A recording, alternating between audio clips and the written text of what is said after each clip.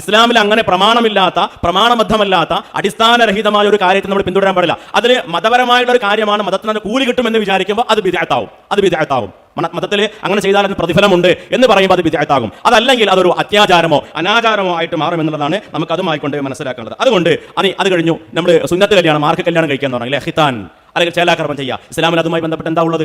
ഒരു കുട്ടിയെ സംബന്ധിച്ചിടത്തോളം അവന്റെ കൃത്യമായൊരു പ്രായം എന്ന് പറഞ്ഞാൽ ഇത്ര പ്രായത്തിലേക്ക് കഴിക്കാൻ പാടുള്ളൂ എന്ന് പറഞ്ഞിട്ടില്ല. ഇനി അങ്ങനെ കഴിക്കുകയാണെങ്കിൽ തന്നെ അതിന് പ്രത്യേക സദ്യ ഉണ്ടാക്കാന്ന് പറഞ്ഞോ?